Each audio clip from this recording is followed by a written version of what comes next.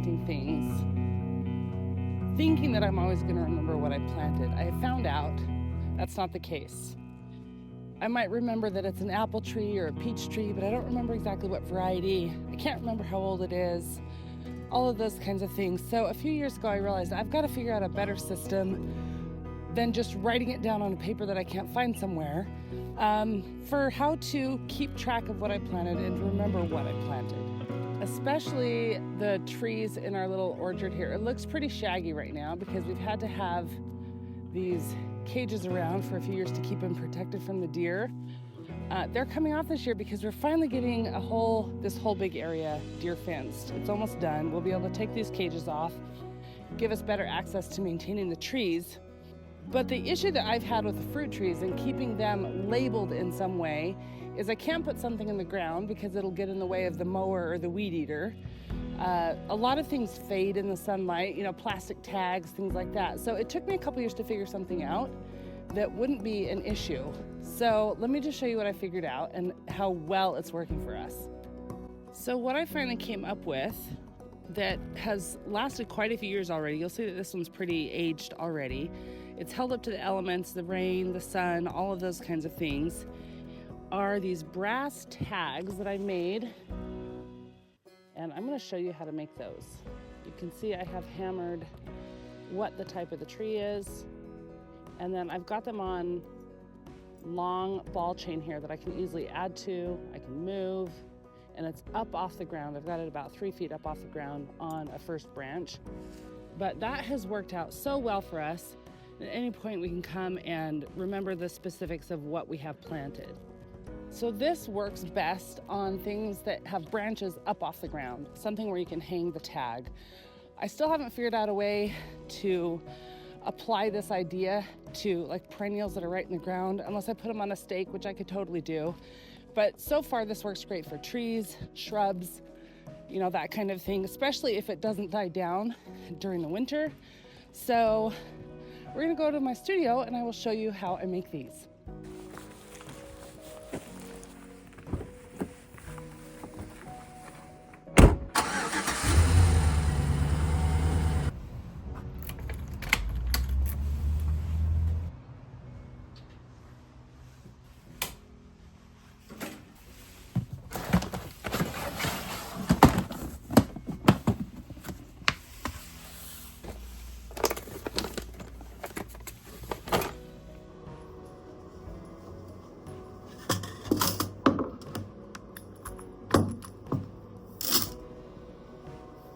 So let's take a look at the materials that you'll need to start making these tree tags.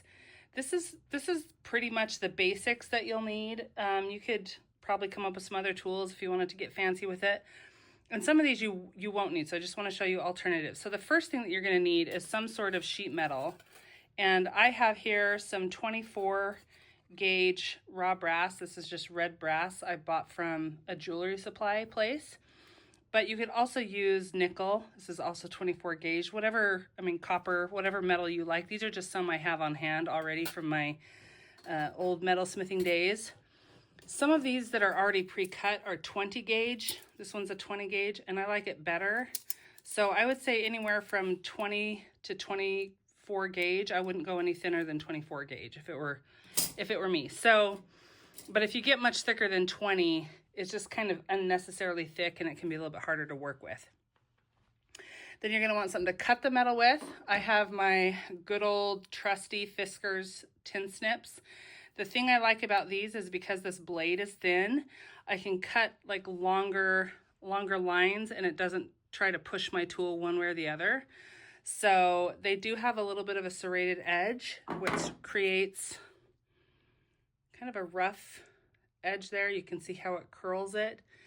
That would be a big no-no if I was doing refined metal working, but for what we're doing, that is just fine, that it kind of roughs it up and curves it a little bit. Different cutters will do different things. And then you're going to need a ruler, some way to mark the lines where you want to cut. So I have a ruler, and then a file. When I do this without shooting it on video, I like to use my 6-inch bench grinder. So my bench grinder has a stone like a grinding stone on one side and then a brass brush on the other side, and I'll use that instead of a file. But not everybody has a 6-inch grinder set up like that sitting around, so I want you to be able to do it by hand if you want to. Then you're gonna need some sort of steel plate. This is some scrap steel I got from a local steel yard and a piece of leather. This is gonna be what I use as my anvil. I've got some letter stamps. I'll have some of the stuff linked below in the description. I've had these for about 15 years, and I think they were just a Harbor Freight set. I've lost the lid. A long time ago I lost the lid, but there are all sorts of different letter stamping sets. You just want to make sure that they say that they'll work for metal, because sometimes they're made of metal, but they're a softer metal. And so if you're trying to stamp into a harder metal, it doesn't work very well, or it ruins your letter tips. So just make sure that they do say that they can be used in metal. You want some, potentially, you're gonna want some sandpaper. This is a 400 grit, 400 or 600 grit would be good. And then I like these Scotch-Brite scrubby pads. I'll show you what I'm gonna do with these in a bit. And a block of wood or a wood table you don't care about drilling a hole in. I don't wanna drill holes in this, so I wanna make sure I have a block of wood. And then this is a really handy tool. Let me just show you what it does really quickly. This is a little punch. Believe it or not, it has no problem punching through just with this little tip. It'll punch a hole.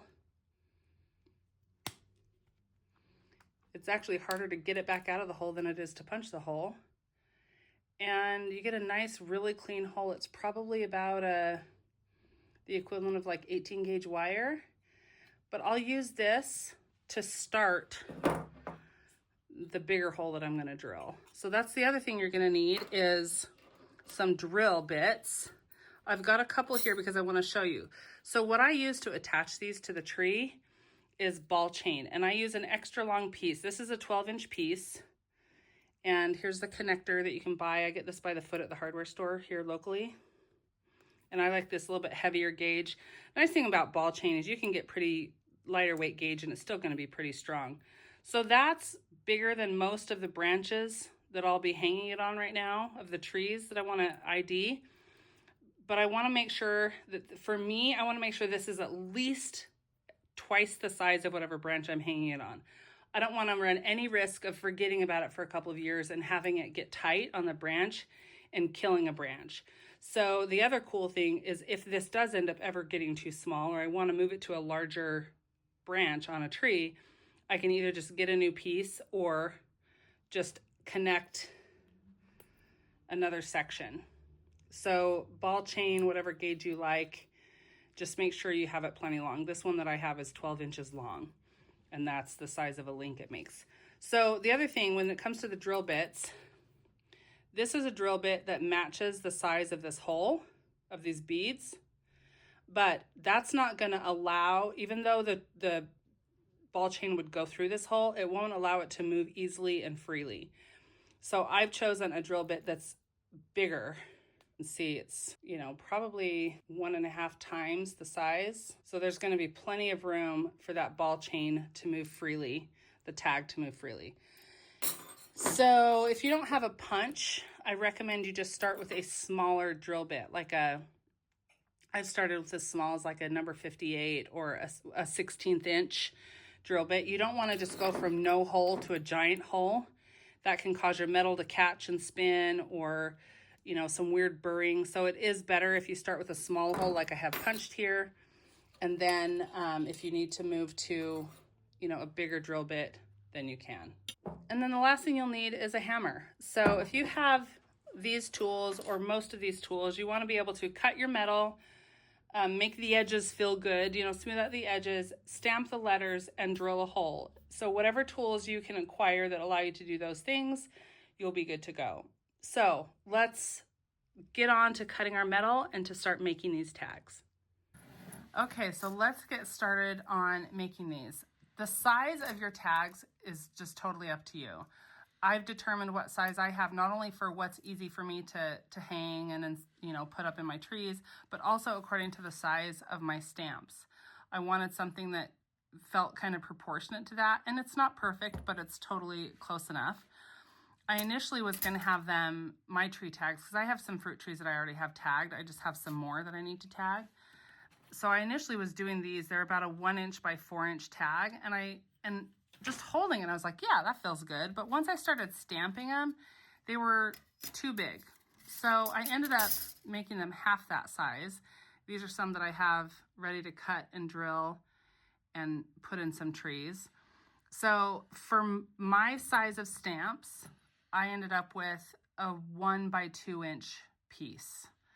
But again, whatever size you like, if you have bigger stamps, you're obviously going to want a bigger piece. So these ones are ready to go, but I'm going to show you how we make these. So what I use, just a simple ruler, and you can try using a pen, but I find that just scratching into the metal works the best. So I'm making a 1 inch mark, and then I'm going to scratch. I put my scratcher in one of those marks. They can be tricky to see sometimes. And I'm just gonna scratch pretty firm. Make a scratch there. So that's gonna be my cutting guide. I'm not gonna worry about the other one yet. So you might wanna wear gloves if you are concerned about getting cut. I've been doing this so long that I just go for it. And so far, I've been lucky in that I don't get cut. So what you're going to end up with is a pretty wonky, wobbly cut that's sharp. It has burrs, and we want to fix that. But first, we're going to cut it the length we want. And I'm going to go ahead and cut it the 2 inch length, now that I know that's the size that works better for me.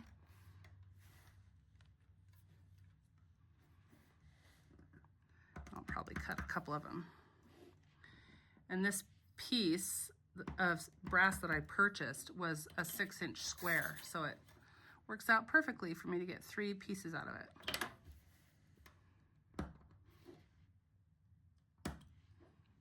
And I'm just gonna eyeball that line.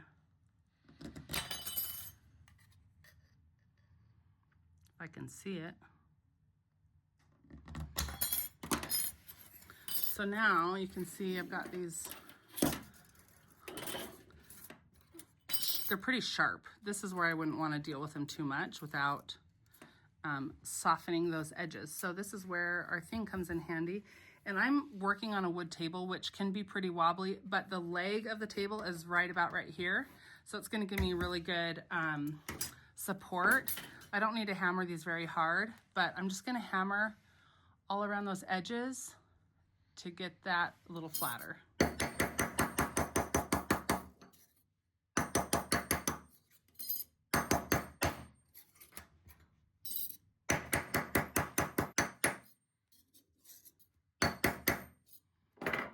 Okay, so now they're flat, but they're still sharp. So this is where I move the steel plate out of the way and I bring in a piece of wood. This is my least favorite aspect of working with metal. I'm not going for a precision filing job, but I have just a pretty fine metal file here. You can just pick these up at the hardware store. And the way that I like to think about filing is whatever shape your metal is, that's the shape of the file. In other words, if you have a flat surface, get a file with a flat surface. It's really challenging to try to file a flat edge like this with a round file. It just doesn't work very well. So this was, at this time, I think I paid $6 or something for it. So they're really affordable. And you don't want to go back and forth. You want to just file on the away motion. The way these are designed, if you pull it back, you're going to smash the little sharpened fin things, whatever they're called, the teeth. So you want to just do it on the forward stroke. So I've got a little block of wood here just to be able to support myself. And I'm just going to take a couple of passes, moving forward and sideways at the same time. I'm doing it at a little bit of an angle to make sure the burrs get filed away. And I'm doing it on both sides.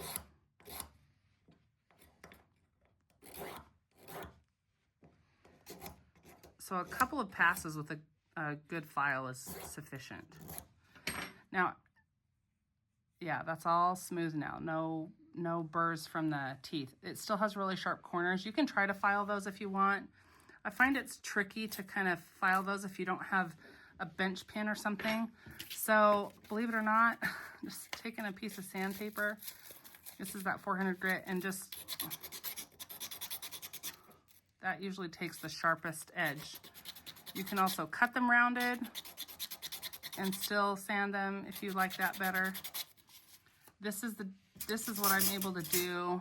I can get a much more rounded corner on my bench grinder pretty fast, and I like that look. So if you want it a little more rounded, you could cut the little piece of corner off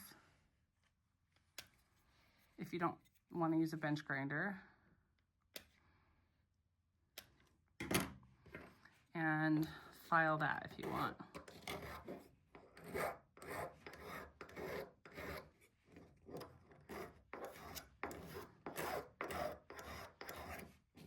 I'll still sand these because the file makes little burrs too.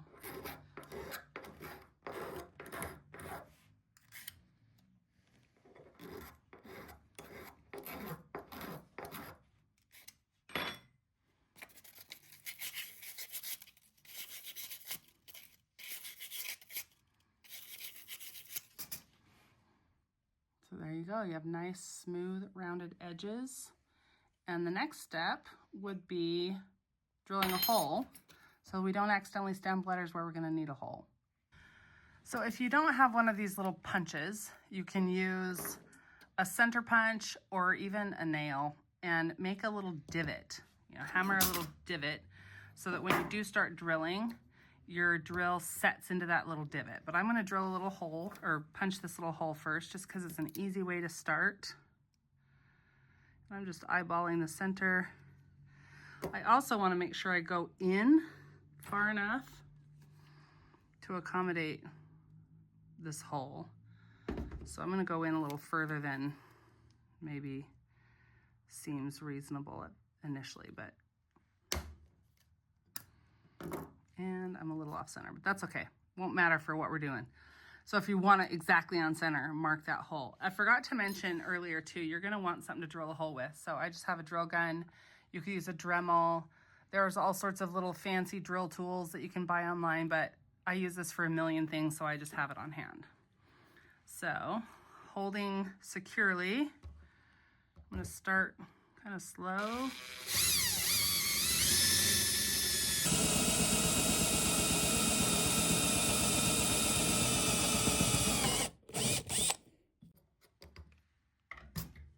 There, that's a nice big hole to accommodate this ball chain with lots of freedom to move around. It looks bigger than, looks like way too big, but then you put the ball chain in and you go, oh, no, that's about right. So it's a little bird, so I'm gonna just give it a little hammer. And now we're ready to start punching or setting the letters. I just usually eyeball it. If you wanted an exact straight line and everything perfect, you're gonna wanna come up with some sort of jig. That might be a piece of wood that you have taped down or something, but I'm not gonna get into all that. I'm just going to stamp and free eyeball it. So we got A, let's see, let's go with, I think we have a Fuji apple. There's an F. Okay, so I have all the letters that I'm gonna need to write the word Fuji apple on here. And I'm not worried about keeping it perfectly in line. However I eyeball it's gonna be good enough.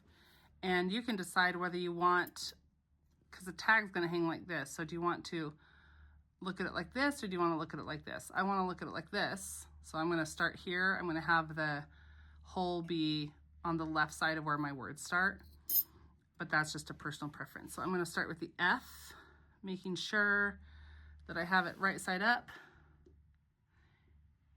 And I'm gonna give it a couple of good whacks with a hammer. So I got an F in there, and my U.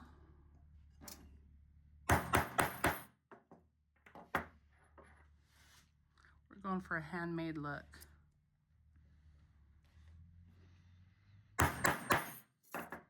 J, you can see how it's curving the metal. If that starts to get too curvy, just turn it over and hammer it back flat a little bit. It will help. Sometimes it gets really curved if you have a lot of letters to do.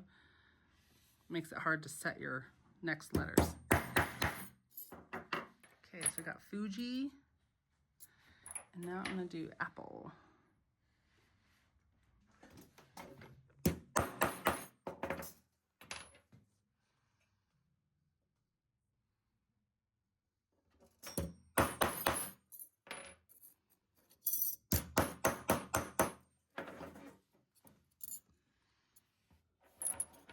So the other thing I like to do, which I don't know, I have to look in my records, I also like to put the year that I put that tree in the ground. That helps me just know how old it is, just for fun, just for my own record keeping. I like looking back at the evolution of something and seeing how far we've come over a certain amount of time. This unknown plum, this is why I wished I would have labeled it sooner. It was a plum tree that the tag got lost, the nursery tag, before I could make this. And I can't remember exactly when we planted it. So here's how some of my tags look. I know what kind it is, but I don't remember exactly when or exactly what variety. So you can see that the lettering, you know, you have to kind of twist it in the light a little bit to read it, but that turns out is really easy to read when you're outside, as long as you're not half blind like me. But if you want to, you could rub some black paint in there, some patina or something, and make that pop. I've found that that's kind of ends up being a moot point after a while, because these will age outside. They get to be like kind of a dark brown color.